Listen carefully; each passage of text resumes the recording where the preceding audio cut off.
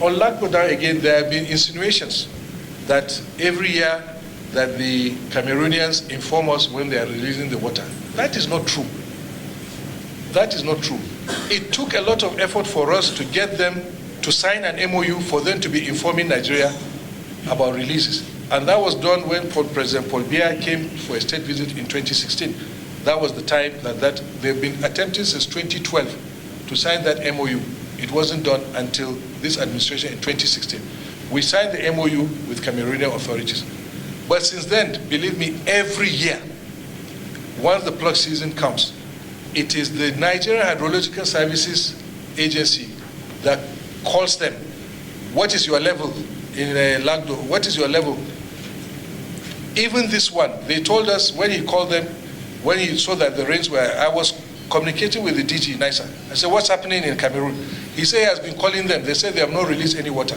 But they said they will inform. They are the ones that should be keeping us informed on the basis of the MOU. They didn't. Finally, they said, okay, that they will inform us tomorrow. They didn't inform us. They informed us 24 hours after they had released the water. They did the same thing 2 years ago. And we had to write, I wrote to the Minister of Foreign Affairs, Nigeria had to write a protest letter to the Cameroonian authorities that they did not inform us. It was after our rains had gone, then suddenly we saw flood in Adamawa area. And we realized, we're asking them for 2 weeks, they were denying that they had opened the reservoir.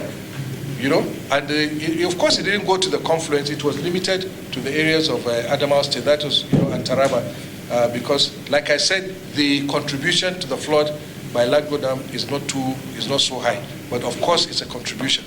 But this is the true situation of things. So we're working, and some of the dam locations, sometimes they just say, hey, you build a dam here, you build a dam there. Yes, there are potential locations for dams, but at the end of the day, when you look at the cost of building the dam, not in terms of the capital cost of the construction, but in terms of resettlement and so on, you are better off not doing that dam. And the typical example is Onitsha and Lokoja. There have been some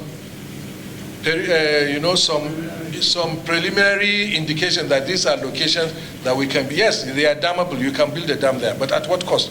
If you build Onitsha Dam, Lokoja is out of commission completely. So you can't do it. So the science of dam construction is intricate and is delicate. And I think it's always better maybe to get the experts to explain what these things are. But all these stories I've been seeing on social media, I just laugh because they're misleading.